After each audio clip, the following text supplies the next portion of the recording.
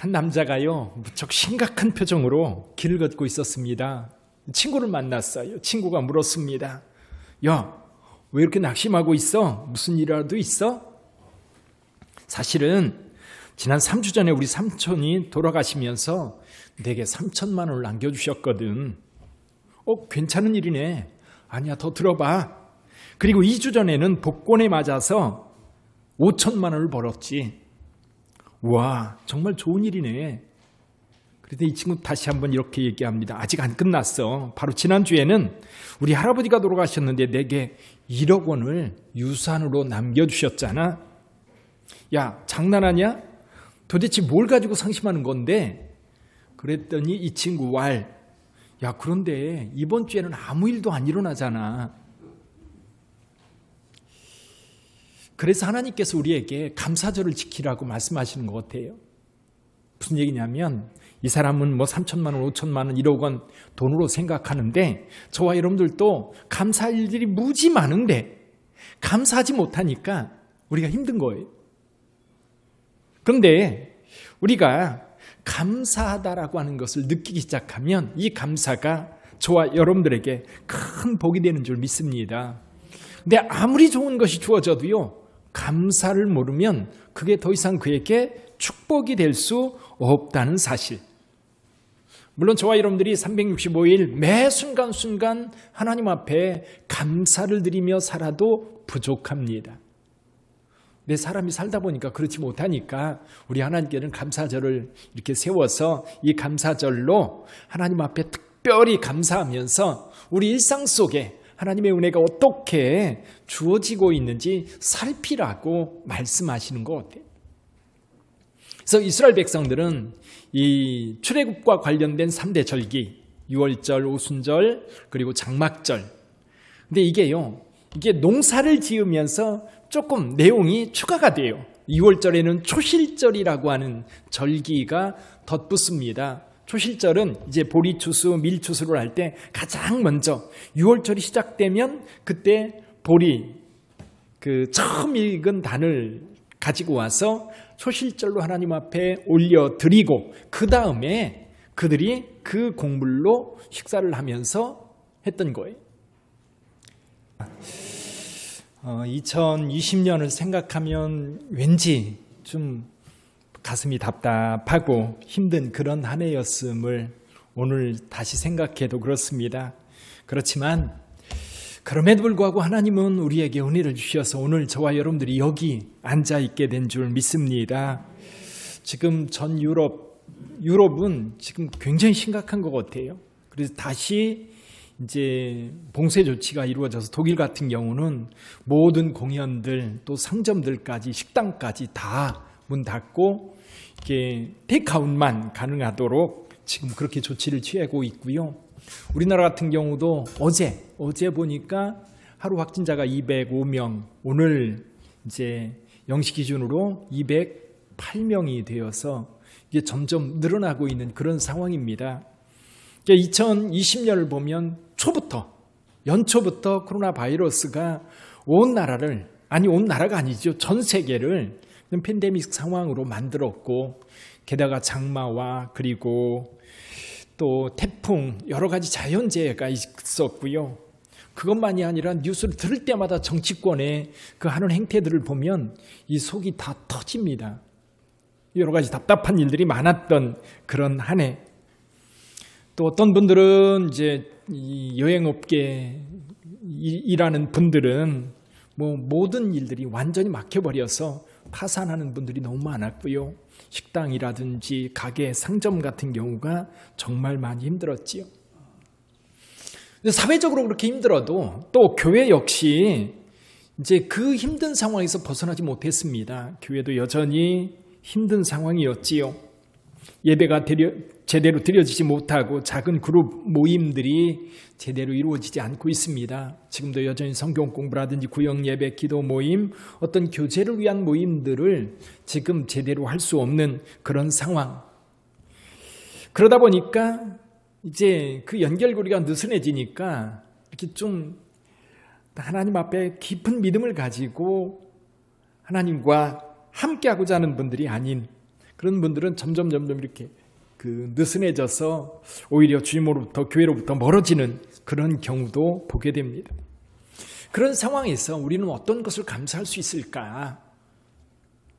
그래서 아까도 말씀드렸던 것처럼 추수감사절은 아마도 우리로 하여금 감사라고 하는 것을 다시 일깨워서 다시 일상 속에서 하나님의 은혜를 좀 보고 그 하나님의 은혜에 대해서 하나하나 그냥 지나치지 말고 반응을 보이라고 저와 여러분들에게 감사절을 허락한 줄 믿습니다. 그러므로 여러분, 이 감사함이 오늘 저와 여러분들에게 가득 채워지고 또 여러분의 일상 속에서도 은혜에 대한 늘 반응이 있어야 하는데 그 반응이 바로 감사거든요.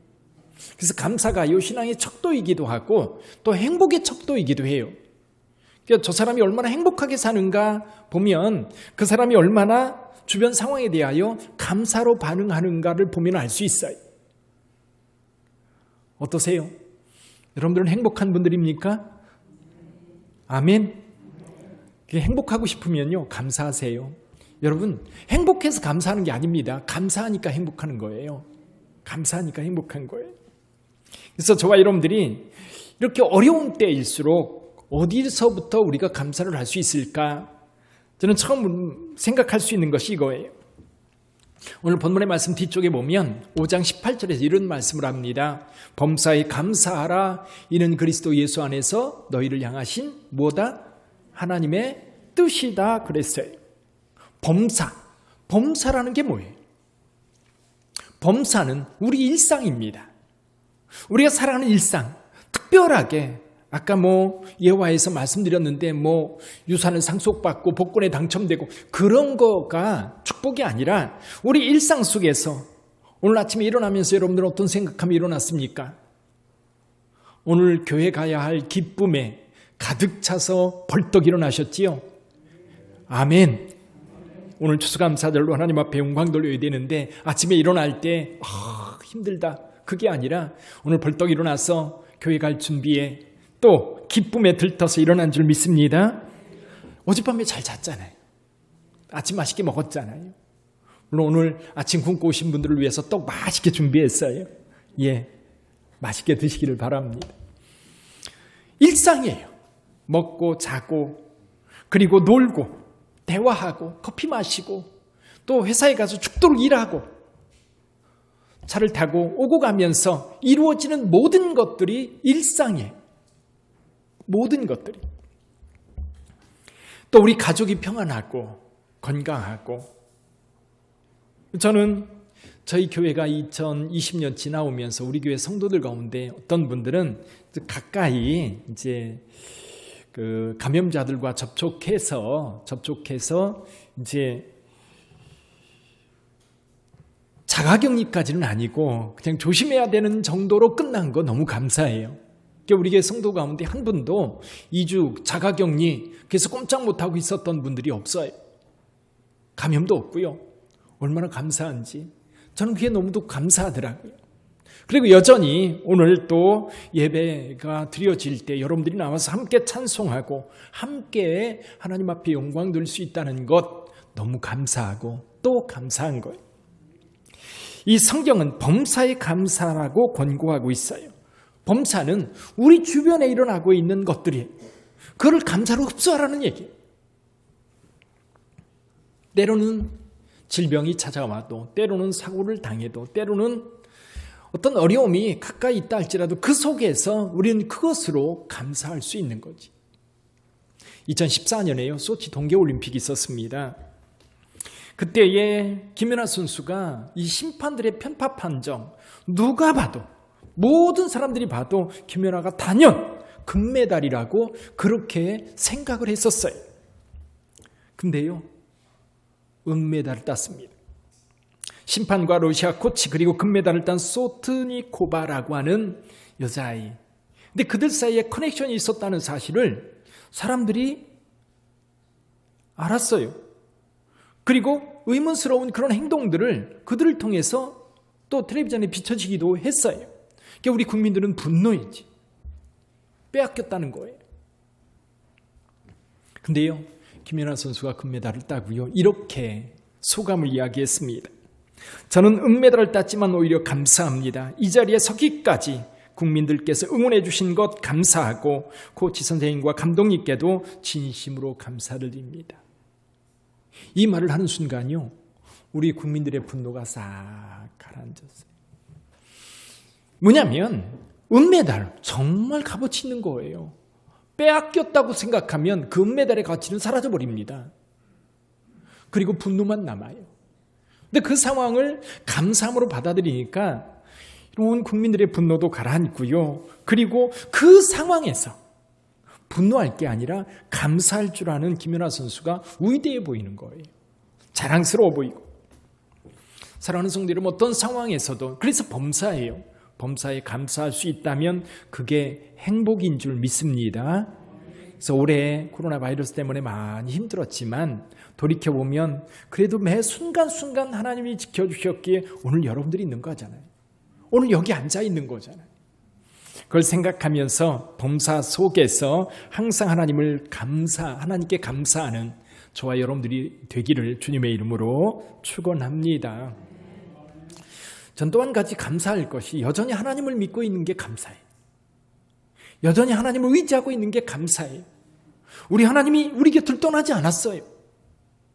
근데 많은 사람들은 하나님이 멀리 떠난 것처럼 우리 하나님께서 이런 바이러스 상황을 통제하지 않으시고 내버려 두는 그런 하나님, 그러면서 하나님을 원망하기도 해요.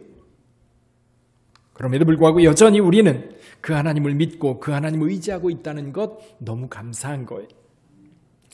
사랑하는 성도 여러분, 이 감염병이 돌 때 언제나 그랬던 것 같아요. 중세에도 그랬고 고대에도 그랬고 감염병이 돌 때 하나님 앞에 기도해요. 하나님, 이 감염병을 좀 속히 멈추어 주십시오. 예를 들면 다윗이 이제 인구조사를 하고 하나님께서 그를 징계하고자 할 때 전염병을 내리거든요. 사흘 만에 수만 명이 죽어요. 그때 하나님 앞에 제사를 드림으로 이 감염병이 그칩니다. 그걸 생각하면서 오늘날도 하나님 앞에 기도하는데 하나님께서 안 들어주셔요. 사실 그렇게 느끼는 분들이 많아요. 특히 신앙인들, 하나님 믿는다고 말하는 분들이 이런 상황에서 하나님 속히 우리 기도를 들어주시고 속히 이것을 잠재워 주셔서 우리로 하여금 이 질병의 고통에서 또 이 감염병의 위험에서 벗어나게 해달라고 기도합니다. 근데 아무런 반응이 없는 것처럼 느껴져요. 특히 교회가 존재할 수 있는 가장 중요한 것 가운데 한 가지가 뭐냐면 접촉이거든요. 접촉. 교회는 접촉이 이루어지는 곳이에요. 어떤 접촉이 이루어져요? 교회는 예배를 통해서, 기도를 통해서 하나님과 접촉이 이루어지는 곳입니다. 하나님과 접촉. 근데 하나님과의 접촉점, 예배가요, 제대로 드려지지 못하니까 하나님을 만나고 하나님을 가까이 하려고 하는 그런 것들이 점점 멀어지는 느낌. 또 기도를 통해서 하나님과 가까이 해야 되는데, 이제 혼자 기도하는, 이게 훈련된 분들은 기도가 잘 되는데 상당히 많은 분들은 또 모여서 기도할 때 기도가 되거든요. 근데 기도 모임이 없어지고요. 기도 모임 못하게 하고 그러다 보니까 그것도 또 답답한 거예요. 더군다나 소그룹 모임, 성경 공부, 구역 예배, 또 팀 모임, 또 성도 간의 어떤 교제들, 이런 것들을 통해서 성도들은 접촉을 하게 되고 이 접촉을 통해서 사랑을 나누고 접촉을 통해서 상처받은 사람들이 상처가 낫고 또 상한 사람들이 회복되고 지친 사람들이 힘을 얻는 그런 것이 이 접촉을 통해서 이루어지거든요.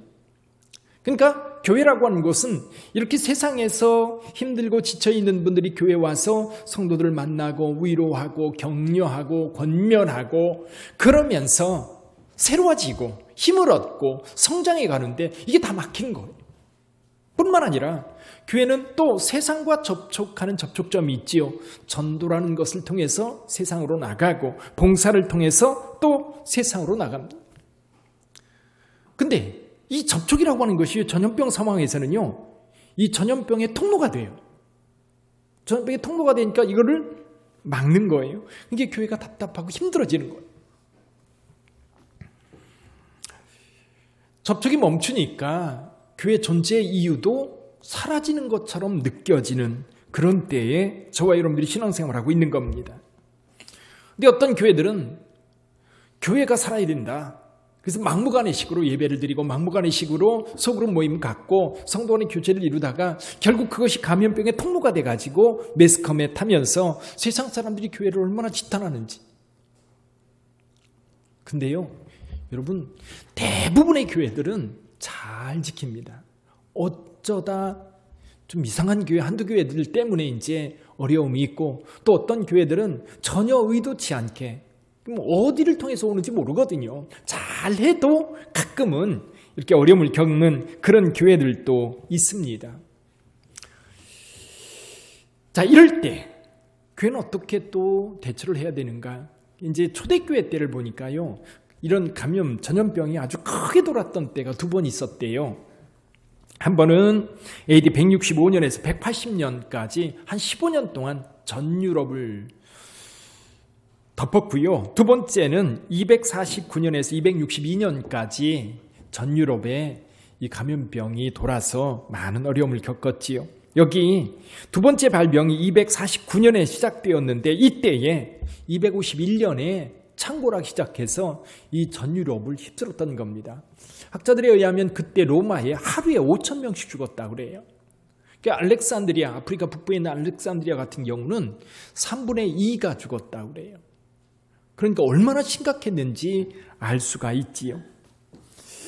그럴 때 과연 기독교는 어떻게 이런 전염병 사태에 대처를 하는가? 이게 두 가지 질문이 있는 거예요. 하나는 뭐냐면 이 감염병, 전염병의 원인이 뭐냐? 이 재앙의 원인이 뭐냐라고 하는 질문을 하게 되고, 또 한 가지는 뭐냐면 이런 질병의 상황에서 어떻게 대처할 것인가라고 하는 두 가지 질문을 안고 있게 되었습니다.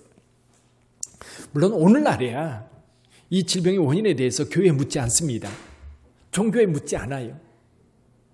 지금은 이런 전염병 사태가 어떻게 일어나게 됐는가 학자들은 말하지요. 자연 파괴로 인하여 이루어지고 있다. 결국 인간의 죄 때문인 겁니다. 원인은 거기서부터 시작되는 것. 근데 이렇게 재앙이 임할 때에 이방 종교들은 전혀 거기에 대답을 주지 못했다고 그래요. 이교 사제들은 피신했고 고위층 관리들이나 부유한 이들은 도시를 떠나 안전한 곳으로 피했습니다. 이교도들은 환자 스스로 살아내야 돼요. 죽으면 죽는 거고 혼자 스스로 살아내지 못하면 그렇게 가는 겁니다. 그러다 보니까 부모는 자녀를 버리고 자녀는 부모를 버리고 돌보지 못한 자녀들과 연로한 부모들의 회생 가능성은 전혀 없었다고 합니다. 이게 죽음에 방치되었던 거지. 처음 질병이 발생하자 아픈 자들을 내쫓았고 가까이 있는 자들 먼저 도망쳤고 병든 자가 죽기도 전에 내버려졌고 죽은 시체가 길거리에서 이 흙처럼 그렇게 취급을 당하는 그런 상황이었다고 합니다. 그럴 때 교회는 어떻게 했는가? 260년 알렉산드리아 감독이었던 디오니시우스 부활절 설교를 보면 이런 내용이 있어요. 우리 형제 그리스도인 대부분은 무한한 사랑과 충성심을 보여주었으며 한시라도 몸을 사리지 않고 상대방을 배려하는 데 온 힘을 쏟았습니다. 그들은 위험을 무릅쓰고 아픈 자를 보살폈고 그들의 모든 필요를 채워주었고 주님 안에서 그들을 섬겼습니다. 그리고 병자들과 함께 평안과 기쁨 속에 생을 마감했습니다. 그들은 환자로부터 병이 감염되자 그 아픔을 받아들이고 고통을 감내했습니다. 많은 이들이 다른 이들을 간호하고 치유하다가 사망을 자신에게로 옮겨와 대신 죽음을 맞이했습니다. 이런 상황에서 생겨난 단어가 하나 있다고 그래요. 그 단어가 뭐냐면 파라볼라노이라는 단어예요. 파라볼라노이. 뜻이 뭐냐면 위험을 무릅쓰는 자들, 위험을 무릅쓰는 자들이라는 뜻입니다. 이 기독교가 감당을 했던 것. 그리스도인들이 병든 자를 간호하고 위난한 이들에게 도움을 베푼 결과 죽음을 맞기도 했으나 모든 치료가 중단된 상태에서 기본적인 간호만으로도 사망률을 현저하게 낮췄다고 합니다. 물과 음식을 제공하는 것만으로도 쇠약해진 이들의 건강을 회복할 수 있는 상황이 되었다는 거지요. 그러다 보니까요, 이 감염병이 지나고 나면 기독교가 폭발적으로 부흥했다고 그래요. 이때는 사실은 디오니시우스 이제 감독이 있었을 때는 이때 당시에 이 로마 기독교 박해가 아주 극심했던 때입니다. 근데 오히려 그런 때에 이 전염병 때문에 교회가 부흥했다고 하는 건 아이러니죠, 아이러니.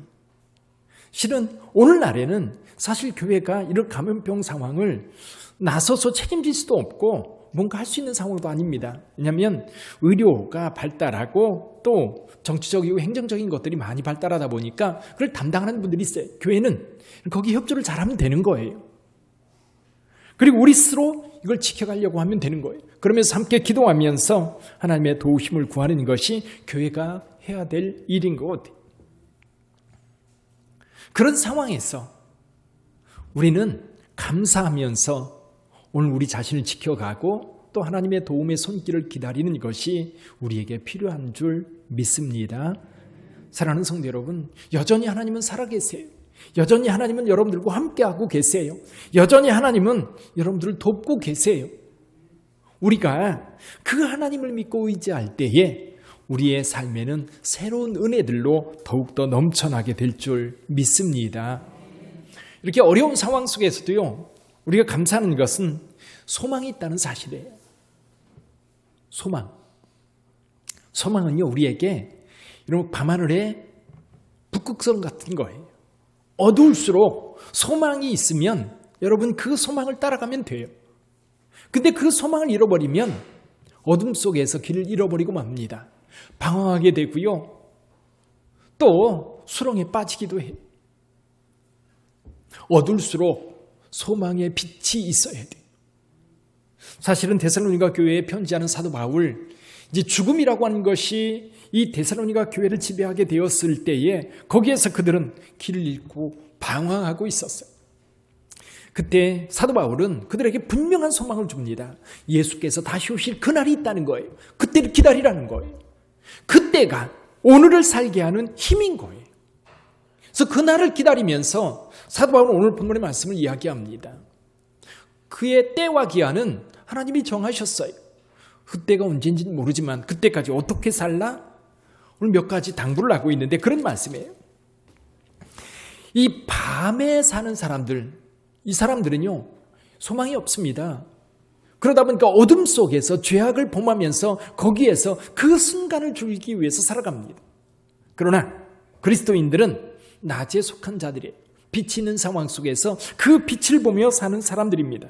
그러다 보니까 이렇게 말하는 거예요. 낮에 속하였으니 정신 차리고 믿음과 사랑에 호심경을 붙이고 구원의 소망에 투구를 쓰자. 예수께서 오실 그날을 분명하게 설정하고 그날을 바라면서 사는 거예요. 그러니까 이 땅에 살면서 힘들고 어려운 상황들이 있어요. 그것에 대해서 사도 바울은 이렇게 말합니다. 피차 권면하고 서로 덕을 세우기를 너희가 하는 것 같이 하라. 여기에 우리가 가져야 할 태도가 있어요. 그게 뭐예요? 감사합니다. 감사. 여러분, 길을 잃지 않았다면 분명히 우리에게는 소망의 빛이 있는 거예요. 그걸 따라가면 돼요. 따라갈 때 어떻게 가요? 물론 여러 가지 이야기할 수 있습니다만 우리 마음속에 하나님의 은혜에 대한 감사를 채워놓고 가면 그 길이 행복하게 되는 줄 믿습니다. 근데 그걸 놓치면 불행해지는 거예요. 오스카 와일드라고 하는 사람이 단편 소설을 썼습니다. 단편 소설의 제목이 뭐냐면요, 지옥의 단편이라는 소설이에요. 지옥의 단편. 예수님께서 과거에 은혜를 베풀어 준 사람들이 후에 어떻게 되었는지 상상하면서 쓴 소설이에요. 소설. 예수님께서 길을 가시다가 주정꾼을 만났습니다. 그런 폐인이 되었습니다. 예수께서 물으셨지요. 왜 그런 생활을 하고 있습니까? 그랬더니 이 사람의 대답이 기가 막혀요. 주정꾼이 이렇게 대답합니다. 당신이 걷지 못하던 나를 일으켜 걷게 만들어 주었습니다. 그러나 걸어 다닌들 무엇을 먹고 살라는 말입니까? 그동안 직업을 구해 보았으나 만족한 직업 하나도 없었습니다. 그 후에 세상을 피곤하다가 이 꼴이 되었지요. 조금 더 가시다가 예수님은 창녀를 만났습니다. 예수님이 창녀 생활에서 해방시켜준 바로 그 여자였습니다. 예수님은 이상하게 물었습니다. 어째서 이런 생활로 되돌아갔습니까? 창녀는 이렇게 대답합니다. 당신 나를 창녀에서 건져 새 사람을 만들어준 것 같았습니다. 창녀에서 발을 씻은들 무슨 행복이 있단 말입니까? 나는 더욱 고독해서 살 수 없었기 때문에 다시 창녀의 생활을 시작하였습니다. 세상 사람 누구도 내 진실을 믿어주지 않았습니다. 조금 더 가시다가 예수님은 불량자가 사람들과 난폭하게 싸우는 장면을 목격했어요. 그래서 물으셨습니다. 여복의 청년, 어째서 이런 생활을 하고 있습니까? 불량자는 예수님에게 이렇게 대답했습니다. 나는 당신이 눈을 뜨게 해준 바로 그 소경이었습니다. 그러나 눈을 뜨고 무엇을 보라는 겁니까? 보이는 것이 모두 신경을 돋구고 귀찮고 화나는 세상뿐입니다. 결국 나는 화풀이도 하고 마구 치고받고 하는 생활이 나에게 주어진 길이라고 생각을 하였습니다. 나는 차라리 세상을 보지 말았어야 했습니다. 물론 소설입니다. 가정해보는 거예요. 그럼 문제가 이런 거죠. 왜 그렇게 됐을까? 나면서 걷지 못한 자가 일어섰을 때, 창녀의 소굴에서 벗어났을 때, 보지 못했던 눈이 열렸을 때, 그 사람들이요, 감사로 살았다면 결코 되돌아가지 않을 거예요. 감사로 살았다. 그것을 은혜로 받아들이고 그것을 감사로 받아들이면 여러분 옛날 생활로 돌아갈 이유도 없고요. 갈 수도 없어요. 감사를 잃어버리는 순간 은혜도 다 사라져버립니다. 정말 큰 은혜를 받은 사람들, 정말 큰 은혜를 입은 성도들, 그래서 성도들이 감사하는 거예요. 감사는 은혜가 있는 자들이 감사하는 거거든요. 은혜라고 느끼지 않으면 감사하지 않아요.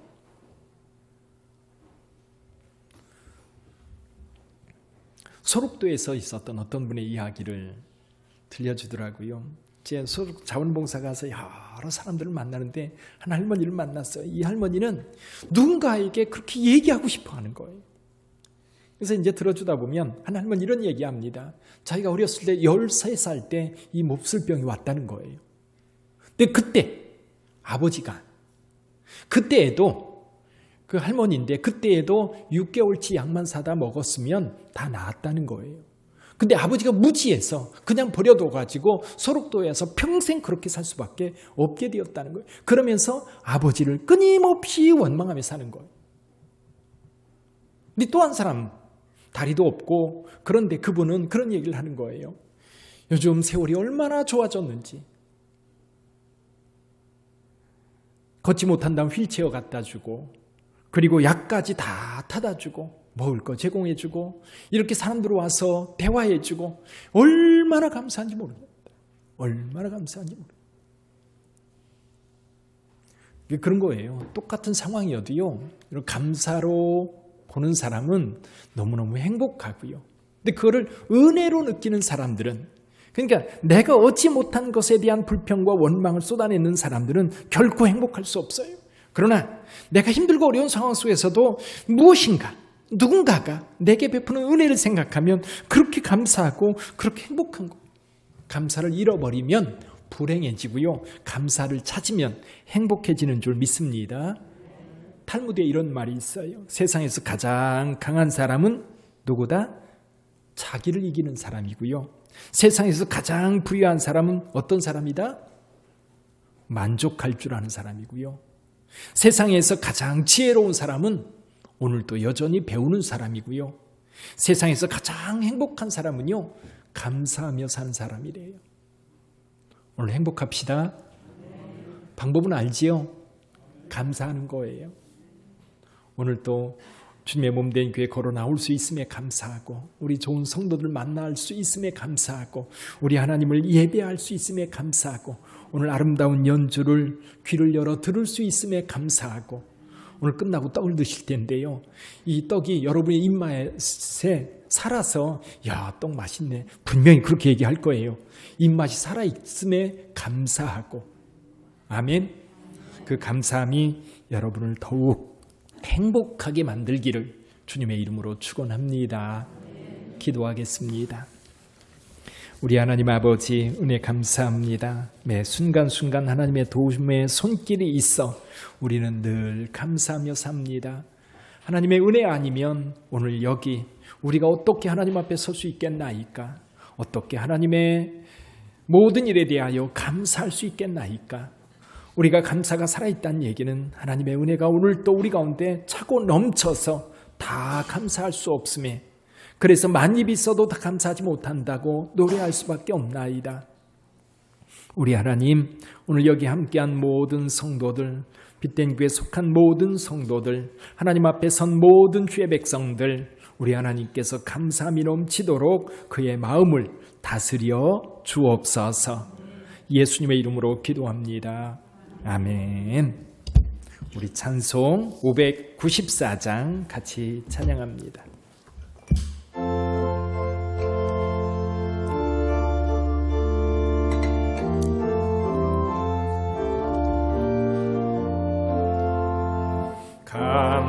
감사하세 찬양하세 주를 믿는 성도들아, 하나님이 복을 주사 가난한 우리도 풍성하네.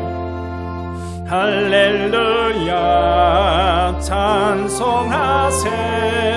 창조주 하나님 감사하세.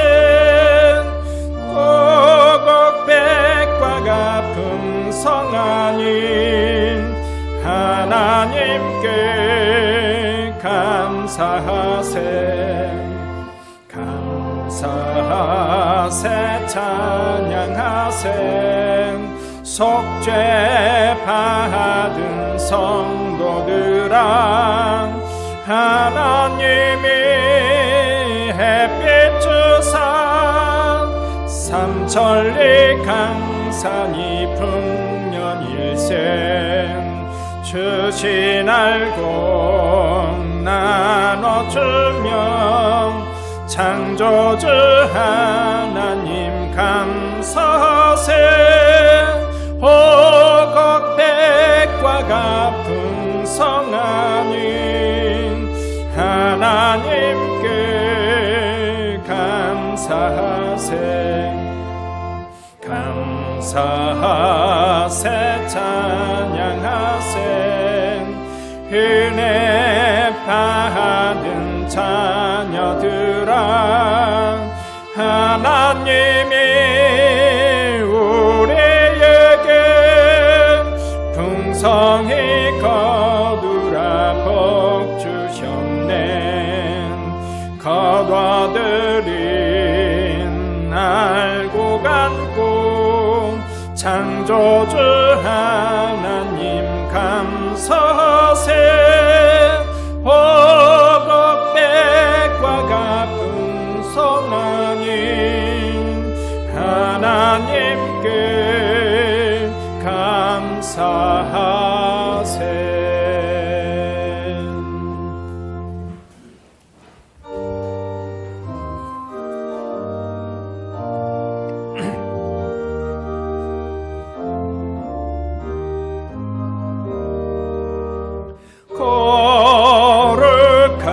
거룩하신 나의 하나님, 나의 주님, 천하보다 귀한 생명 값도 없이 베푸시니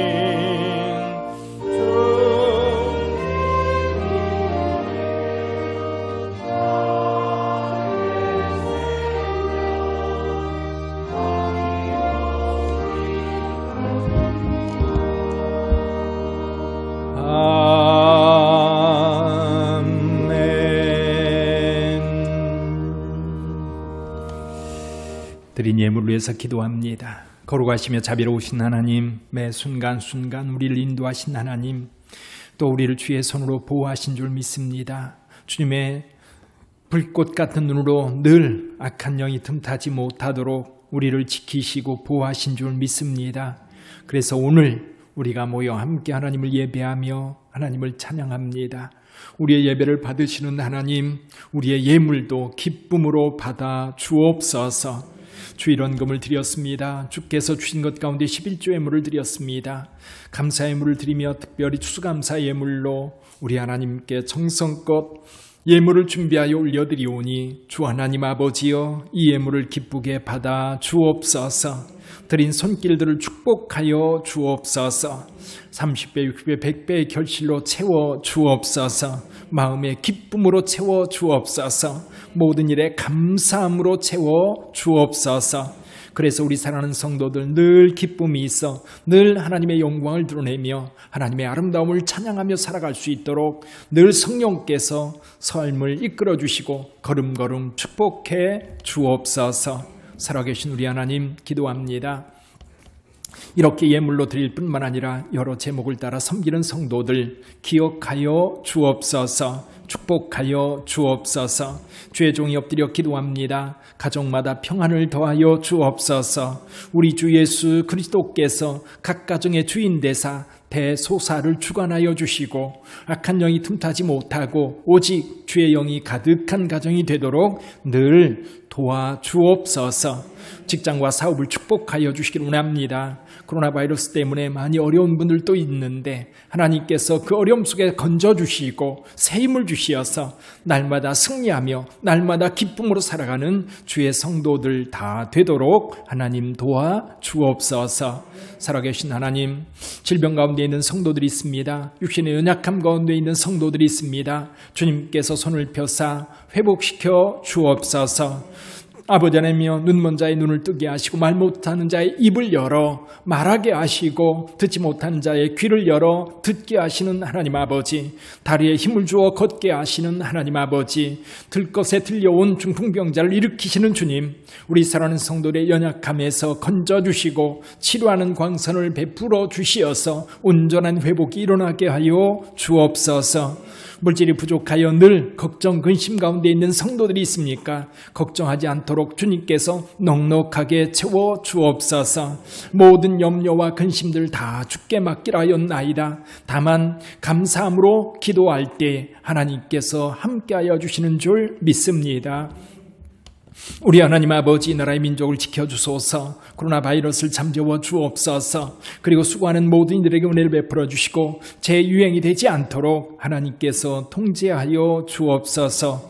교회들을 힘을 주시옵소서. 또 하나님 아버지 기도합니다. 하나님 수능 입시 날이 얼마 남지 않았습니다. 우리 학생들 끝까지 최선을 다하게 하시고 주님께서 대학의 문을 열어주시어서 하나님의 영광 위하여 귀하게 쓰임받는 우리 학생들 되게 하옵소서. 우리 청년들, 직장을 위해서 준비하는 청년들 하나님 아버지의 문을 열어주시고 좋은 일터에서 일할 수 있도록 길을 열어 주옵소서. 하나님 아버지 하나님께서 우리 빛된 교회 하나님 건축의 비전을 주시고 꿈꾸며 기도하게 하시니 감사합니다. 하나님 아버지, 우리가 간절히 하나님 앞에 눈물의 기도로 준비하게 하시고 눈물의 기도로 우리 하나님 앞에 나아갈 수 있도록 도와주옵소서. 우리 하나님께서 귀한 주의 백성들 어디 있든지 항상 하나님께서 도우시고 축복하여 주시기를 간절히 소원하며 예수님의 이름으로 기도하옵나이다. 아멘.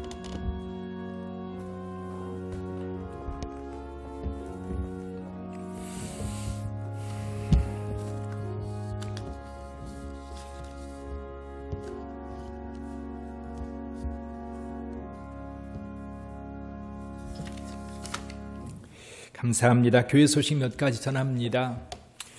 11월 예수님 오실 때를 예비하라. 오늘 이 순간에도 늘 주님 다시 오심을 기다리며 기대하며 사는 저와 여러분들이 되기를 바랍니다. 오늘 추수감사절입니다. 풍성한 감사로 늘 하나님 앞에 힘써 감사하는 저와 여러분들이 되기를 바랍니다. 가을철 특별 새벽 기도에 다시 출발선에라는 제목을 가지고 기도했었는데 이제 2020년 이렇게 한 해가 저물어 갑니다. 근데 또 지금 어제 어제 보니까 205명, 오늘 보니까 208명, 점점 더 늘어나는 확진자 수입니다. 이럴 때일수록 개인적으로 위생 철저히 하시고요. 교회도 이제 토요일 되면 늘 소독하고 그리고 손 소독 준비해서 늘 준비하고 있습니다. 여러분 개인적으로도 늘 신경 많이 쓰시기를 바랍니다. 그렇지만 또다시 우리는 출발선에 서서 다시 시작을 해야 돼요. 신앙도 그렇고 여러분의 삶도 하나님의 돌보심 속에 힘있게 열매를 향해 나아갈 수 있도록 하시기를 주님의 이름으로 축복합니다. 각 기관 총회를 하고 결과를 보고해 주시기를 바랍니다. 제가 올해 이제 매년 우리가 한 해씩 이렇게 1년씩 위로 올렸는데요. 올해 가만히 들여다보니까요. 남전도에는 올라갈 사람이 없어요. 그 중간에 다 떠가지고 올려도 올리는 의미가 없어요. 근데 여전도회 같은 경우는 지금 올라갈 팀들이 한 3팀 정도 있는데 이렇게 올리려고 보니까 이게 너무 힘들어질 것 같아요. 그래서 올해는 올리지 말고 그냥 가려고 합니다. 올해는 올리지 말고 그냥 올해 있는 인원으로 총회를 하시고 임원 선출해서 내년도를 계획하시기를 바랍니다. 올해 아무것도 안 했으니까 올해 한 번 더 하시라고 그렇게 말하지 말고 여러분 다시 논의를 해서 내년도에 올해 아무것도 안 한 것 더하기 또 내년도에 더 힘있게 우리 교회가 나갈 수 있도록 각 기관들은 임원들을 선정해서 함께 내년을 준비해 주시면 감사하겠습니다. 원래 오늘 각 기관 총회하는 날인데 준비된 기관들은 총회를 하시고요. 또 준비 못하셨으면 11월 내에 해주시고 다음 주에는 권사회와 안수집사회 총회를 해서 결과를 보고해 주시면 감사하겠습니다. 코로나19 극복과 나라를 위한 100일 정오기도회가 총회에서 계속되고 있습니다. 적극 참여해 주시기를 바라고요. 성경 읽기도 여러분 적극 참여해 주시기를 바랍니다. 미화봉사 이번 주 루디아, 분리수거는 다윗 남전도에서 수고해 주시기를 바라고 오늘 떡은 최자윤 집사님께서 제공해 주셨습니다. 감사합니다. 다른 때와 달리 더 맛있게 준비를 했어요. 감사합니다. 꽃꽂이는 우리 권사회에서 제공해 주셨습니다. 감사를 드립니다. 우리 문단 집사님하고 잠깐 인사 좀 할까요? 우리 멀리 신안에서 오셨는데 우리 인사할 때 큰 박수로 해주시기를 바랍니다. 감사합니다. 어디에 있든지 우리 빛된 성도들 그곳에서 큰 복을 받으시고 교회를 잘 섬기시기를 바랍니다. 우리 최은일 집사님 부부도 같이 오셨는데 감사드리고요. 계속해서 저희 교회를 위해서 많이 기도해 주십시오. 저희 교회가 지금 교회 건축에 대한 이야기를 하고 있어요. 여러 가지 정황. 하나님께서 여러 가지 정황에 시설도 또 법적인 문제도 그리고 동네가 많이 바뀌는 문제도 여러 가지 것들이 교회 건축이 꼭 필요한 상황으로 주님께서 만들어 주셨어요. 중요한 것은 뭐냐면 두 가지를 회복해야 돼요. 하나는 기도입니다. 기도. 우리 성도들이 교회를 위해서 눈물로 기도해 주시기를 바라고요. 또 한 가지는 마음이 하나가 돼야 돼요. 이런 거예요. 교회 건축을 한다는데 목사님 알아서 하시겠지. 그런 마음이면 절대로 못합니다. 저 혼자 지을 수도 없고요. 당회가 교회를 지을 수도 없어요. 우리 모두가 마음이 합해지고 거기에 하나님의 도움의 손길이 있을 때 이런 교회가 변화를 만들어갈 수 있습니다. 우리가 마음이 딱 똘똘 뭉쳤는데 하나님이 도우시지 않아도 이룰 수 없고요. 반대로 하나님께서 뭔가를 열심히 하시려고 기대하고 준비하고 계신데 우리 마음이 느슨해져 있으면 이룰 수 없습니다. 이것이 다 같이 가는 거예요. 다 같이. 그래서 특별히 여러분 교회는 돈으로 건축하는 거 아닙니다. 교회는 믿음과 기도로 건축하는 거예요. 믿음과 기도로 건축하는 것이지 돈으로 건축하는 거 아닙니다. 그러니까 어떤 분들은 교회 건축한다니까 주머니부터 살피는 거예요. 내가 헌금할 것도 없고 부담만 된다. 그런 생각하지 마시고요. 기도하면서 준비하면 하나님께서 열어주실 때 하는 겁니다. 우리가 계획을 세워도요. 이루시는 분은 누구다? 우리 하나님이신 줄 믿습니다. 저는 그렇게 생각해요. 제가 아무리 교회 건축하겠다고 해도요, 하나님이 허락하시지 않으면 못합니다. 그리고 또 한 가지, 여러분들이 마음이 열리지 않으면 그것도 못해요. 그러니까 우리가 같이 마음을 합하고 기도로 하나님 앞에 나가다 보면 하나님의 때에 하나님이 길을 열어주셔요. 열어주실 때 힘들어도요, 힘있게 그 일을 이루면 이것이 우리 교회의 복이고 이 건축에 참여한 모든 성도들 가정과 직장과 자녀들 위해 하나님께서 예비하신 큰 복을 허락해 주실 줄 믿습니다. 우리 하나님께 복받을 기회를 주시는 거예요. 헌신하는 자에게 하나님께서 큰 복으로 함께 하시는 줄 믿습니다. 그리고 내년에 임직을 위해서도 기도해 주시기를 바라요. 좋은 임직자들이 세워져서 교회를 충성되이 섬길 수 있도록 해달라고 계속 기도해 주시면 감사하겠습니다. 혹시 다른 광고 있으신가요? 예, 없으시면 우리 다 같이 일어나셔서 부흥 찬송 부르신 후에 축복 기도로 예배를 마칩니다. 예. 예?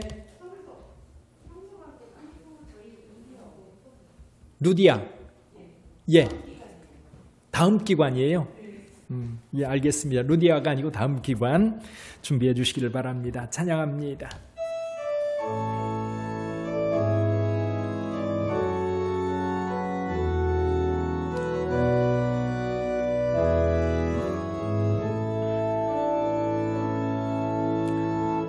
이 땅의 황무함을 벗어서 하늘의 하나님 긍휼을 베푸시는 주여 우리의 죄악 용서하소서 이 땅 고쳐주소서 이제 우리 모두 하나 되어 이 땅에 무너진 기초를 다시 쌓을 때 우리의 우상들을 태우신 성령의 불 임하소서 부흥의 불길 타오르게 하소서 진리의 말씀 이 땅 새롭게 하소서 은혜의 강물 흐르게 하소서 성령의 바람 이제 불어와 주의 영광가를 감새날 주소서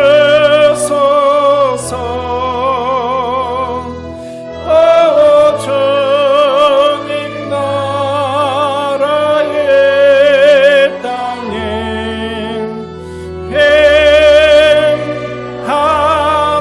행하소서.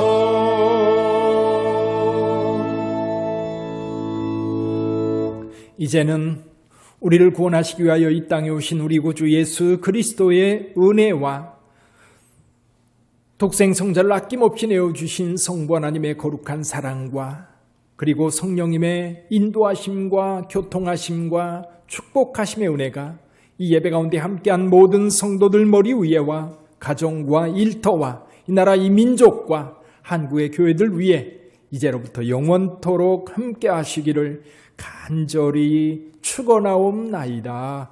아멘.